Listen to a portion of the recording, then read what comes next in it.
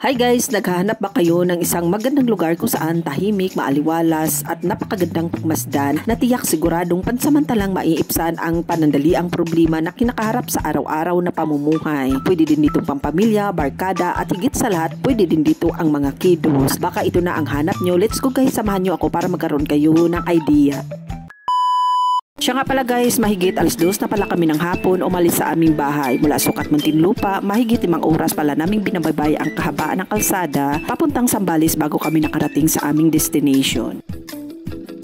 Guys, bago pala kami nakarating sa aming destination, ito pala ang bumungad sa amin. Napakalubak-lubak ng daan dito. Kaya kapag pupunta kayo dito guys, siguraduhin kondisyon ang inyong motorsiklo at sasakyan. At higit sa lahat, may sapat na gasolina dahil malayo dito sa bayan at napalibutan ito ng kabundukan para iwas aberya. Siya nga pala guys, dahil first time namin pumunta dito at di namin kabisado ang daan, kumuha pala kami ng tour guide sa halagang 500 pesos papunta sa aming destination dahil gabi na kaming nakarating dito. Pagdating pala namin dito guys, kumain na kami aga dahil may dala kaming lutong pagkain. Nag-set up na rin kami ng bonfire para mas lalong relax ang mga person. Extra na lang ang ihaw-ihaw. Siya nga pala guys, ito pala ang makikita natin dito sa Mapan Nueve Lake. Napakaganda pala dito, tahimik, payapa. Napalibutan pala ito ng mga kabundukan at higit sa lahat, napakagandang pagmasdan ang mga punong kahoy.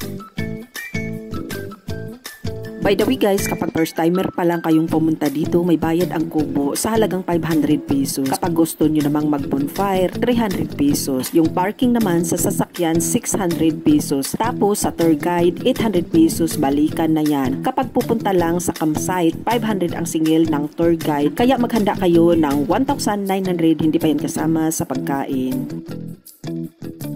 By the way guys, hindi pa nakakaalam kung bakit nabuo ang Mapan Nueve Lake dahil ang lawa ay nabuo matapos ang pagsabog ng Mount Pinatubo noong 1991. Siya nga pala guys, kung saan ang lahar ay umaharang sa daluyan ng Mapan Nueve River dahilan upang bumaha at mabuo ang lawa. Ang lawa ay nahahati sa iba't ibang bahagi na nagsisilbing campsite para sa mga bisita.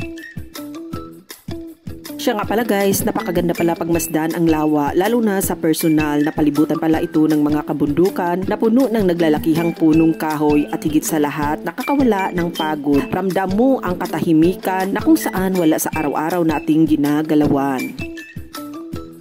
By the way guys, ang Mapan Nueve Lake ay dinadayo pala dito ng ating mga kababayan sa iba't ibang lalawigan dahil na rin siguro sa lugar kung saan nakakalanghap ka ng sariwang hangin at kadalasan ginagawang campsite ng mga bisita dito. Guys, mag-alas 8 na pala kami ng umagang umalis dito sa Mapan Nueve Lake. Ang saya pala ng ganitong adventure lalo na kapag marami kayo. Kaya kayo, kung kaya nyo pa guys, huwag kayong mukmok ng mukmok sa bahay at lumabas din kayo. At syempre guys, para ma-enjoy natin ang ating likas na yaman at ganda ng ating kalikasan. At syempre maging responsable din tayong manlalakbay at huwag magtapon ng basura kung saan-saan. Paglabas pala namin sa campsite guys, hindi na kami kumuha ng tour guide dahil umaga naman at alam na namin ang daan. Pag uwi pala namin guys, ito ang bumungad sa amin. Napakaganda ng tanawin na hindi namin nakita dahil gabi kaming dumating dito. At saka pag uwi pala namin guys, may mga batang aita pala na sumasalubong sa atin. Manghihingi sila ng mga candy or di kaya pagkain sa dumadaan ditong mga turista. Kaso wala kaming dala. Binibigyan na lang namin ng papinapera at saka mga barya. Pero guys, sa susunod pagbalik ko dito, magdala na ako ng mga candy para sa kanila.